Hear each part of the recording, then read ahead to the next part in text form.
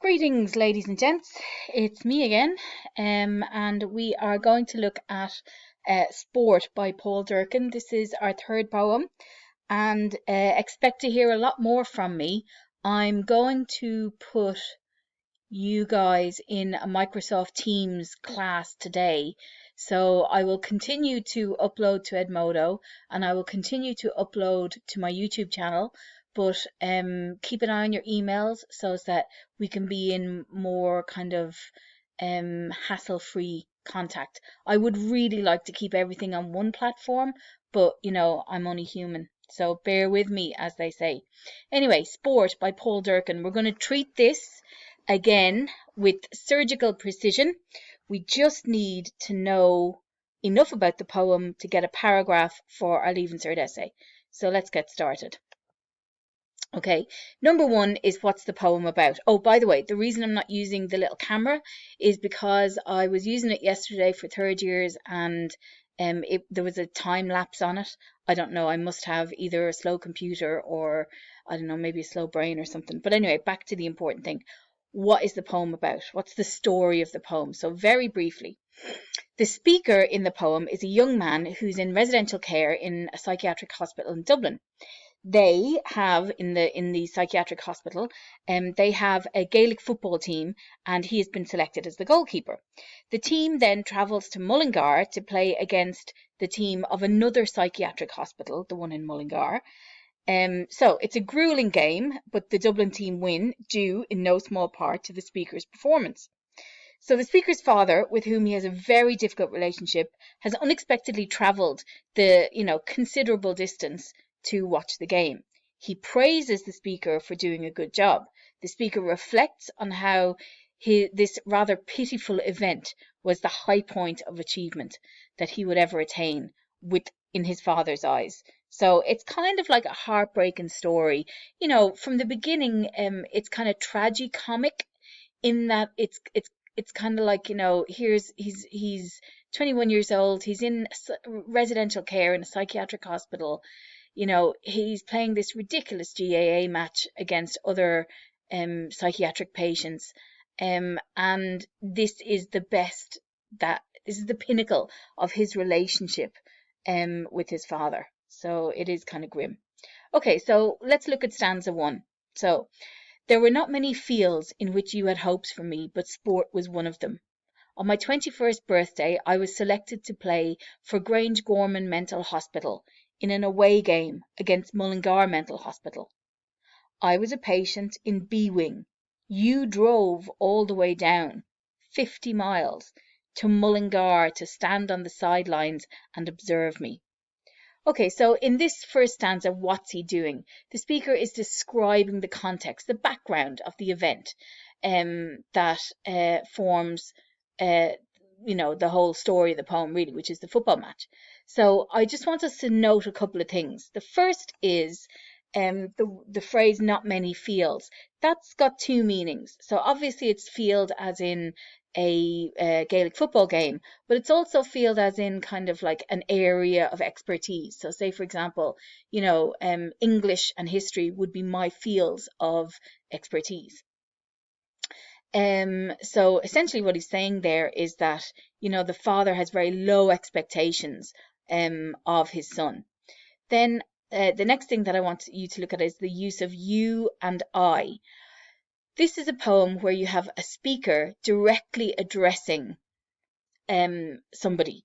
Now, we know that this is an autobiographical poem. We know that this is Durcan, who is the I, and the you is his father. It's not like that is ever kind of unclear. He's made it very clear that this is about him and his dad. Okay, so anyway, the next one that I want to look at is on my 21st birthday. I mean, that there is pitiful as well. I mean, you just think about what we associate with 21st birthdays. Fun, parties, getting really hammered, loads and loads of friends. Like people look forward to it in the way they look forward to their debs. But this guy is in residential care in a psychiatric hospital. Not that he's chosen it, but he's been sectioned by his family. So that is super grim. Then we've got all the way down. So here he says you drove all the way down, 50 miles to Mullingar. Now, I know this was probably in the 70s, but all the way down, it's not that far. It's not like he's driving from, one end of America to another. He's driving 50 miles. It's again, I don't know if that's kind of sarcastic or not, but I'm choosing to interpret it that way. And the next thing is the word observe. This word here, it's a strange one, isn't it? On the sidelines and observe me. Observe is something kind of cold. It's something that you do when you're, like scientists do it, when they're looking at some kind of, specimen. Whereas, if parents go to cheer on and watch and show their devotion and love to their kids when they go to their crappy football matches, I believe. I know very little about children. You know this. Okay, stanza 2 then.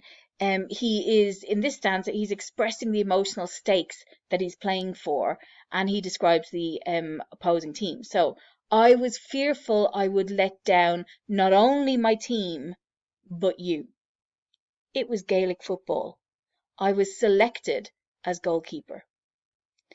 There were big country men on the Mullingar Mental Hospital team.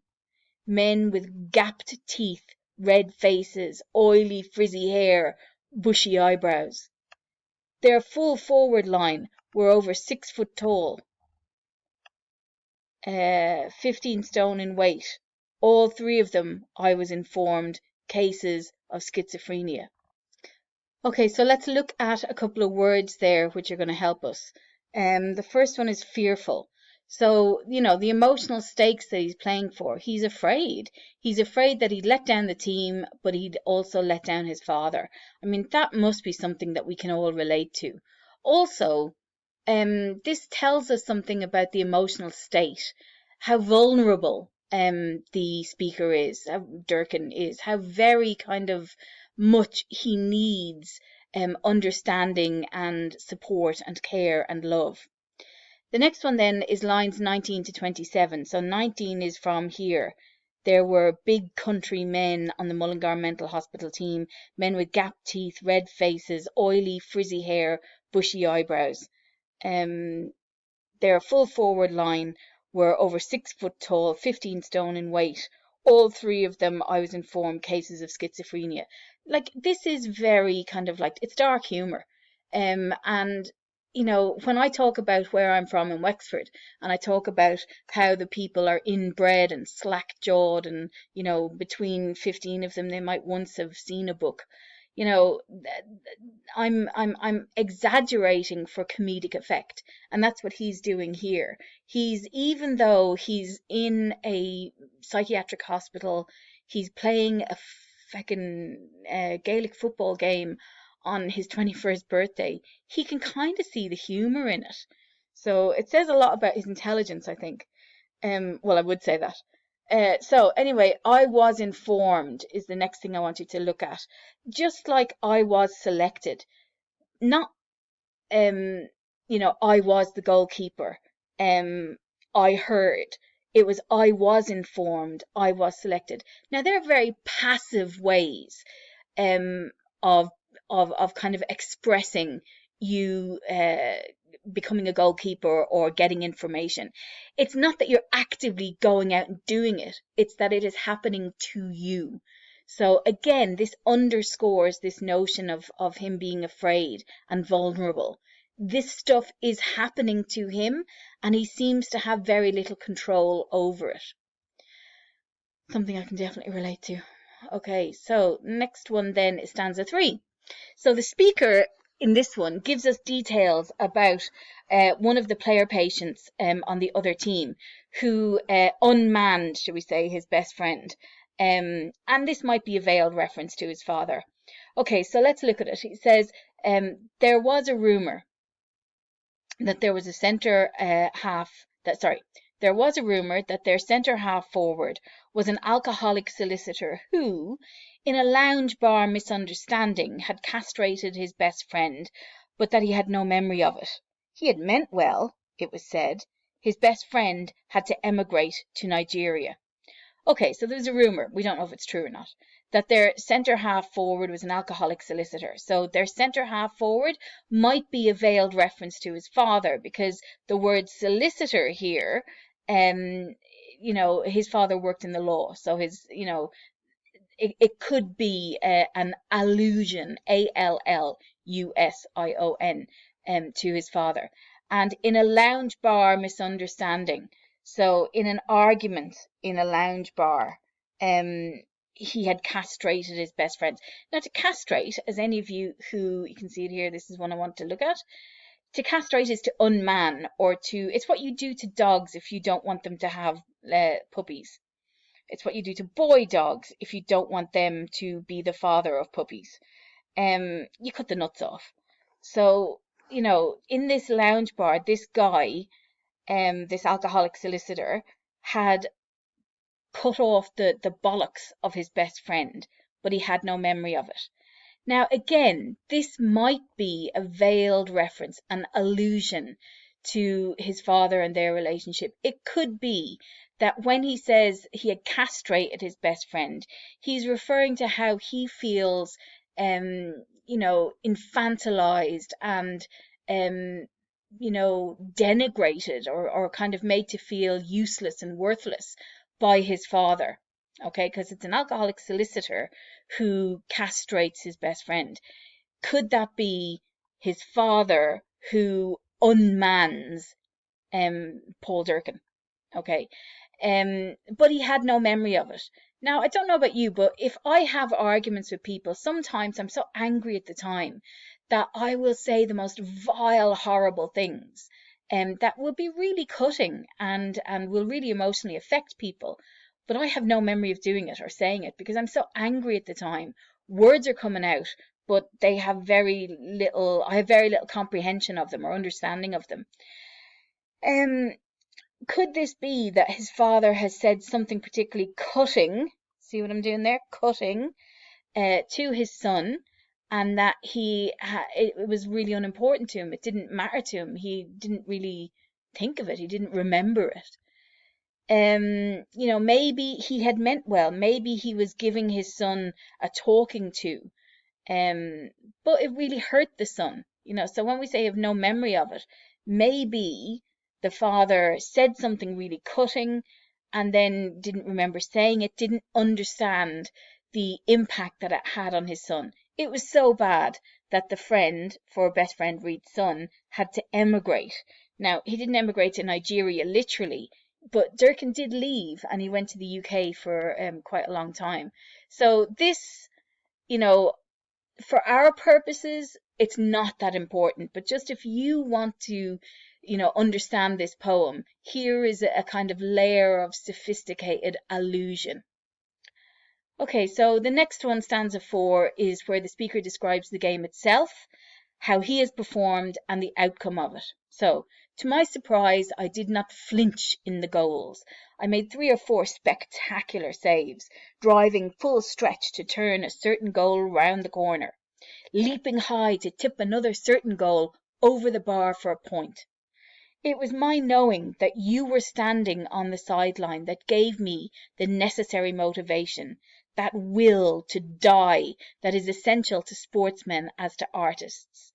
More than anybody, it was you I wanted to mesmerise, and after the game, Grangegorman Mental Hospital, having defeated Mullingar Mental Hospital by 14 goals and 38 points to 3 goals and 10 points, sniffing your approval, you shook hands with me. Well played, son. Okay, so again, let's have a little look at this. To my surprise. So, he wasn't expecting himself to do well. So he's got a really low opinion of himself. And when people have really low opinions of themselves, they are very, very vulnerable. The next one I want to look at there is, well, there's nice kind of imagery here with the describing the different kind of like activities in the game.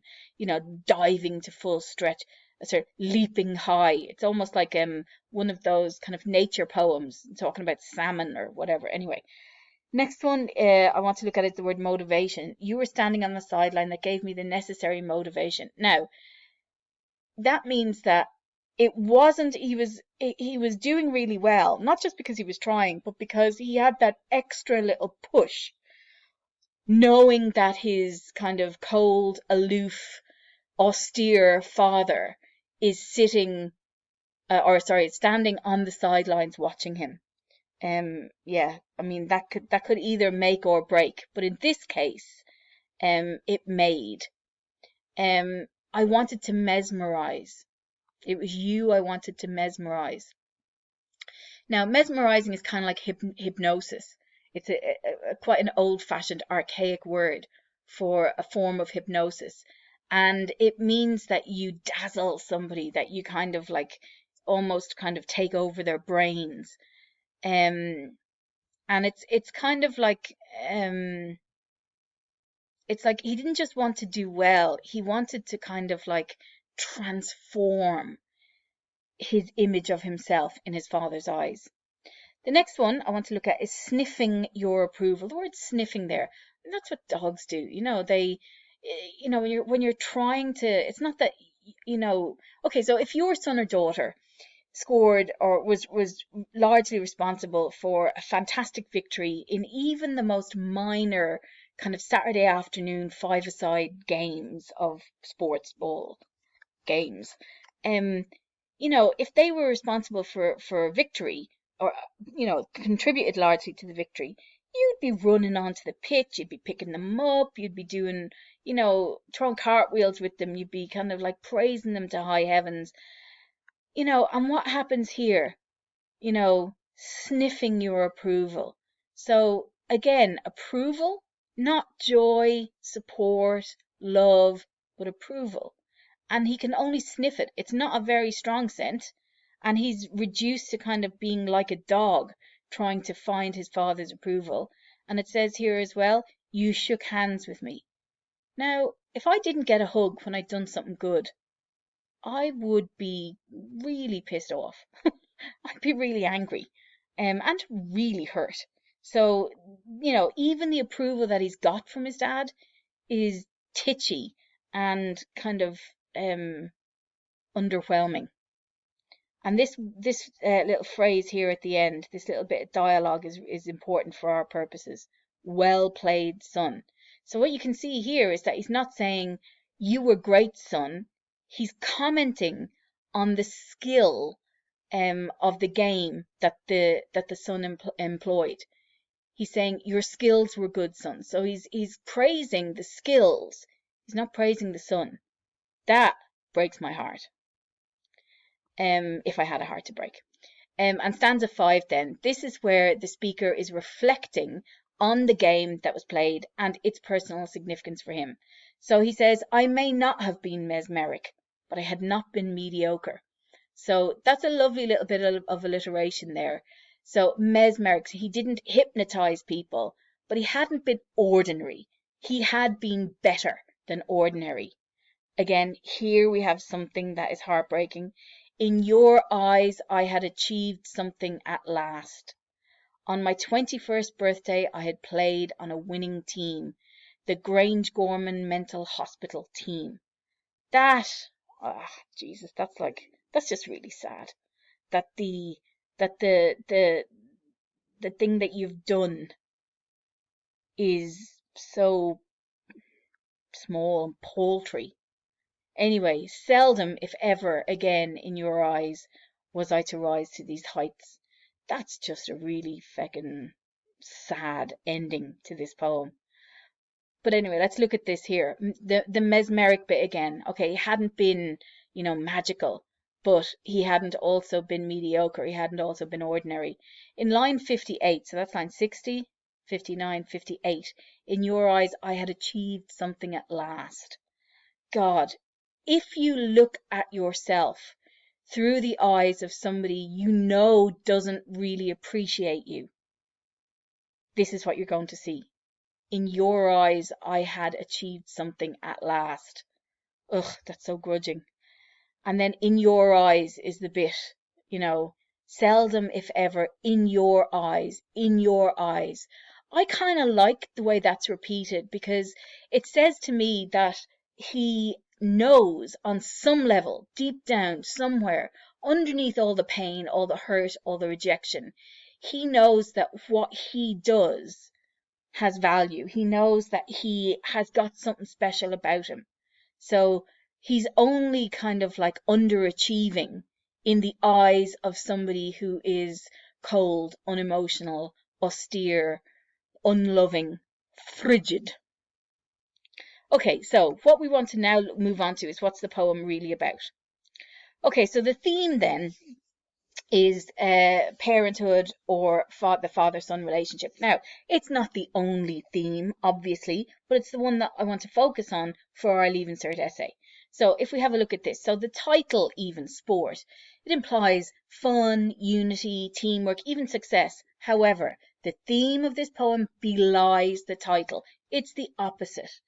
Durkin explores the difficult relationship he had with his father and his own desire, ultimately doomed to please and impress this austere figure.